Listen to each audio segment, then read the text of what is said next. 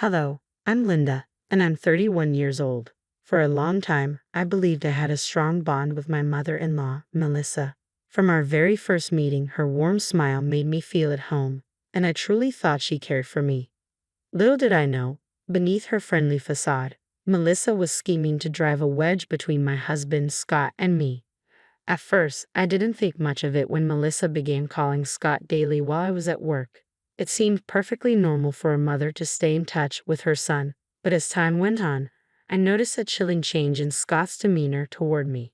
He became distant, and at times his attitude felt tinged with hostility. Perplexed by this sudden shift, I decided to address it one evening when we were alone. "Scott, is everything okay? You've been acting differently," I asked. His response was curt. "I'm fine, Linda. Just leave me alone. Isn't that what you want?" He snapped back. Taken aback, I pressed further. "What did you mean?" I asked, confused. He accused me angrily. "Do you just want to take all my money and leave?" My heart sank at his accusation. "How could you think that? Where is all this coming from?" I demanded, feeling deeply hurt. Scott sighed, his expression softening as he sank into a chair, burying his face in his hands. "I'm sorry for lashing out, Linda. It's just, something's been bothering me," he admitted. "What's going on, love? We can face anything together," I reassured him, hoping to lighten his load. After a moment of hesitation, he confessed, "It's hard to say this, but my mom has been saying negative things about you during our calls." I was shocked. Melissa, the woman I had come to regard almost as a second mother, speaking ill of me. Initially, I struggled to believe what Scott was telling me. How could she betray us like this? As doubt clouded my judgment, I cautiously asked, "Are you sure you're not misinterpreting her words? Sometimes communication can get mixed up." But Scott was adamant. "I'm not misreading anything, Linda. It's clear my mother has taken a dislike to you, and it's not just a misunderstanding," he insisted. "That's hard to believe," I replied, still in disbelief. "Just last week, Melissa and I had a great conversation. I shared our recent successes and our plans to start the business we've always dreamed of." Scott countered with a troubling revelation. "That's ironic because she told me today that you're planning to hijack our business, register everything under your name, and then disappear with all the profits." Flabbergasted, I shot back, "That's absurd. Why would she say such things?" Scott sighed, a mixture of frustration and confusion lacing his voice. "I know it sounds crazy, and I hate to admit it, but her words have been gnawing at me. I started to believe her accusations, which is why I snapped at you earlier. I'm sorry." Determined to clear the air, I proposed a plan. "If you think I won't believe you, let's prove it together. Next time she calls, I can listen in without her knowing. How about connecting me through Zoom while you take her call on speaker? This way I can hear everything she says." "That sounds like a solid plan," Scott agreed, his hope rekindled that this would help us understand the situation better. We set our plan in motion the very next day. While I headed to work, Scott stayed home to prepare for the call. True to our arrangement, he added me to a conference call while answering his mother's call on speaker. Unaware of my silent presence, Melissa began their conversation with the usual pleasantries before quickly shifting to express her concerns. "How was your day, Scott?" she asked. "It was fine, Mom. And yours?" he replied.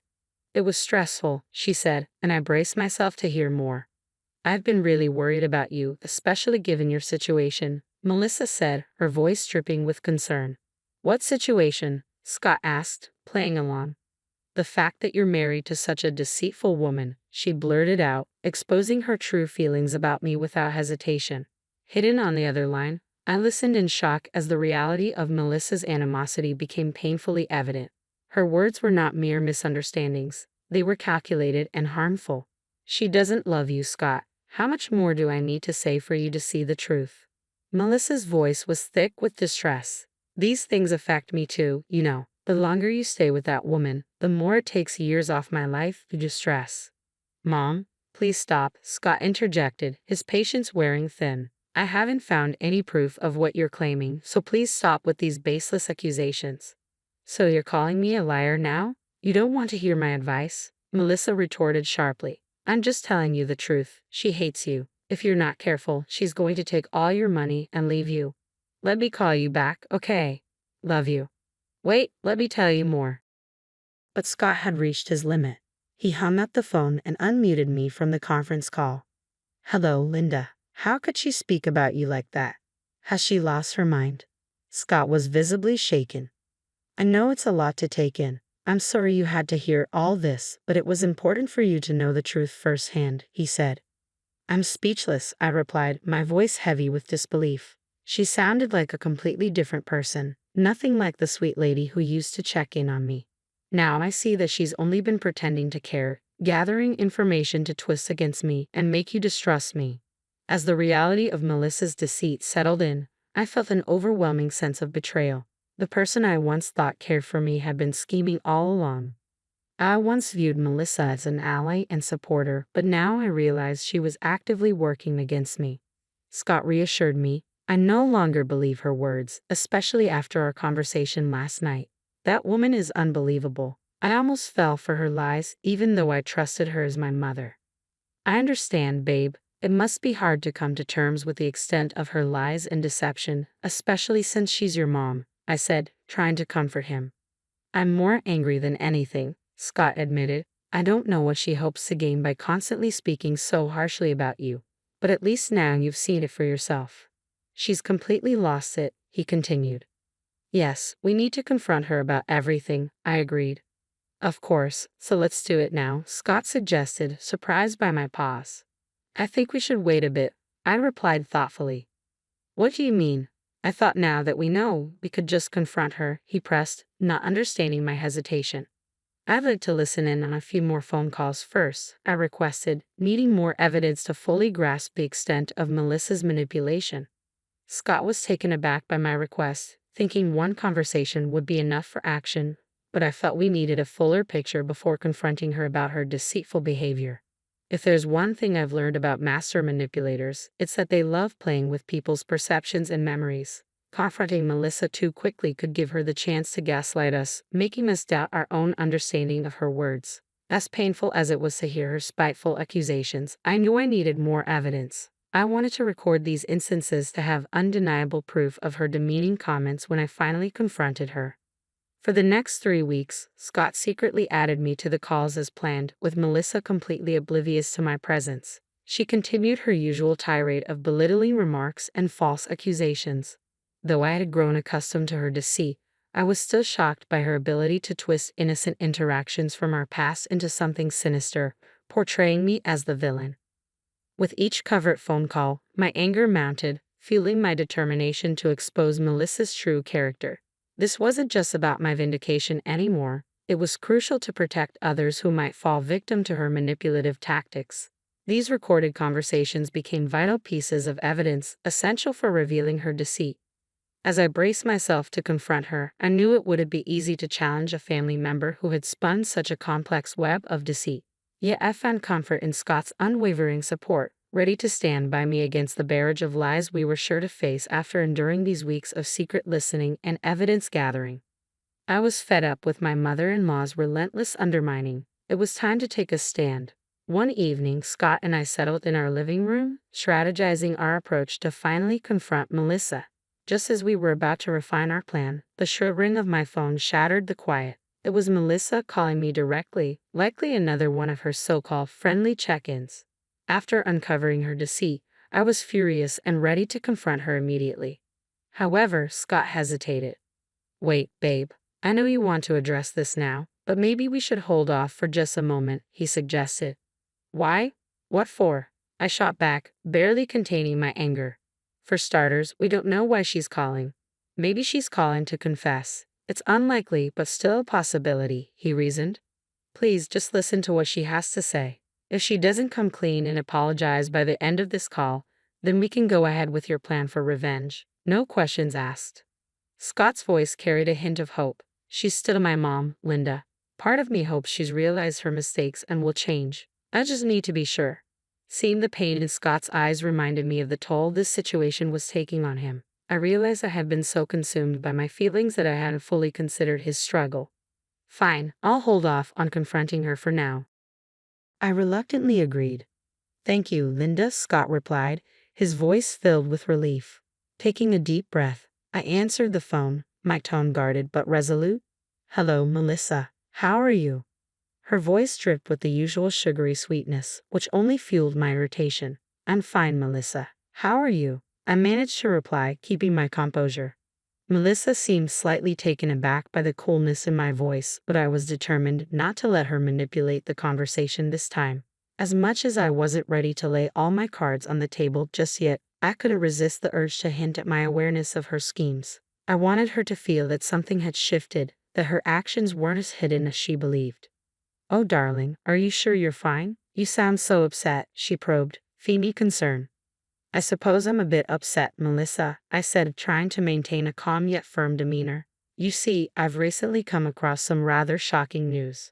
"What news, dear?" she inquired, her voice laced with a mix of curiosity and caution. "Well, it turns out that someone has been speaking very unkindly about me, slandering my name for no apparent reason.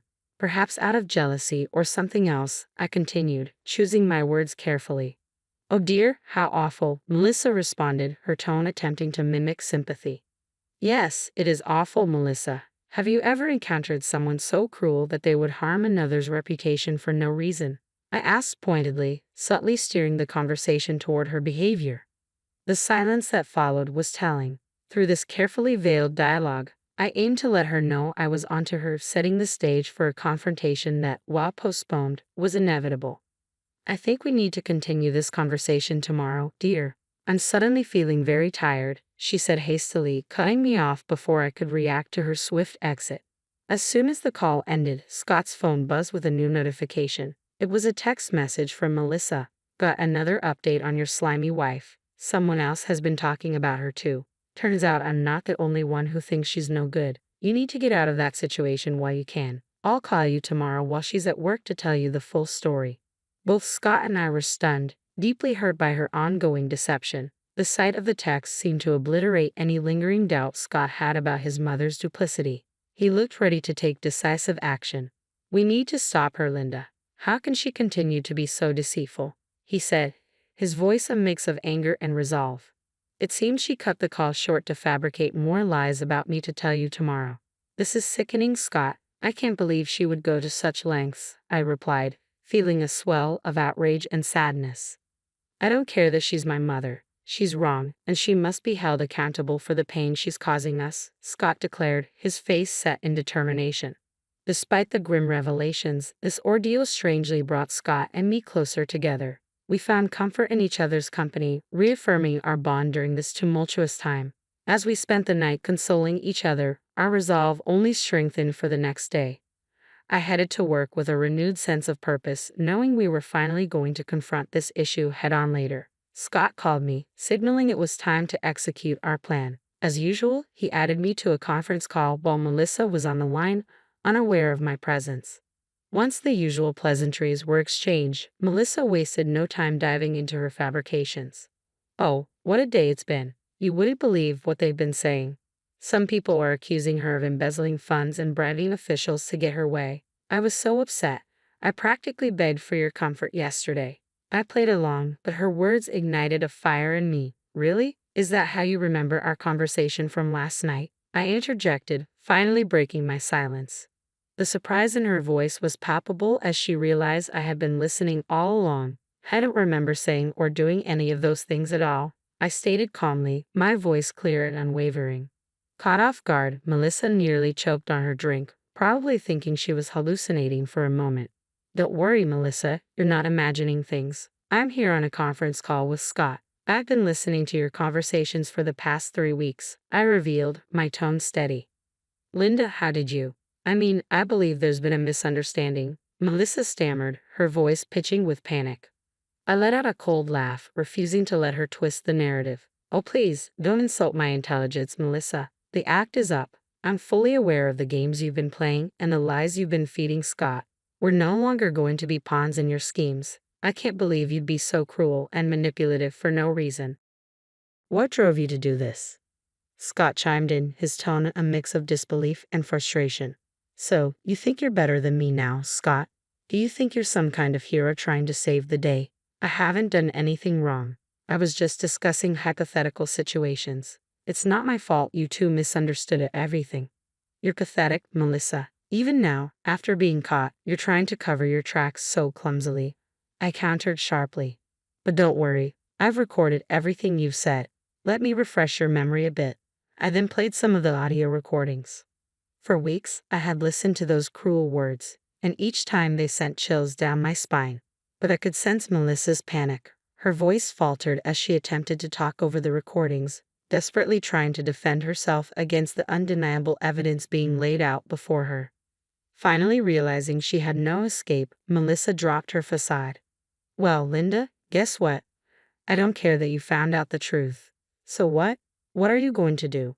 "We all know you're bad for my son," she retorted, her tone dripping with contempt. "Bad for him in what way exactly?" I pressed, eager to hear her justification. "I don't know. You're hiding something. I can feel it. I don't have any evidence, but I just know you're no good for my son," she snapped back, her argument weak and baseless. Her accusations highlighted her desperation and inability to manipulate the situation any further. "I'm going to expose you for the manipulator you truly are, you deceitful person. How dare you? Once I tell everyone in the family about this, they're all going to side with me, not you. No one will believe an outsider like you, Linda," Melissa hissed venomously. "You're mistaken, Melissa," I replied calmly, confidence ringing clear in my voice. "What you haven't realized, despite my earlier mention, is that I've been recording this conversation too. That includes your conversation with me last night and the text messages you sent to Scott. You've played your hand, and now it's time for you to face the consequences. Not only are these conversations recorded, but we also have evidence of your ongoing deceit." Scott's voice, a mix of sadness and resolve, cut through the tension. "I hate to say it, but I'm done making excuses for you. I can no longer justify your actions or hope for your change." Sensing the gravity of her situation, Melissa suddenly shifted her tone. "Baby Linda, let's discuss this privately. This information doesn't need to spread. I'll apologize, all right? Just delete those recordings. Let me come over right now. You're finishing your shift soon, right? Let's settle this over a cup of tea." "Save it, Melissa. Your attempts to clean up your mess are pathetic. Do you have no shame? It's far too late for apologies, especially when they come only after being caught. Who knows how long you would have continued this deceit if we hadn't confronted you today." I shot back sharply. "We're going to tell everyone about your actions, and there's nothing you can do to stop it.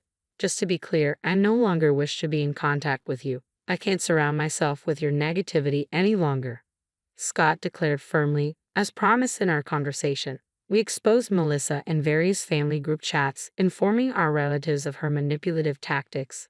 Overcome with fear and embarrassment, she left the family groups, but we added her back so she could face the consequences of her actions. Everyone in the chats was disappointed and appalled by her behavior, and they unanimously agreed that she needed to be temporarily excommunicated from family gatherings to reflect and hopefully improve her character. Melissa called us repeatedly, pleading for us to stop tarnishing her reputation, but we stood firm, reminding her of the bed she had made for herself. After exposing her, a deep sense of satisfaction washed over me. Melissa's hold over us had diminished, and we were reclaiming control of our lives. I was confident she wouldn't dare manipulate anyone like this again.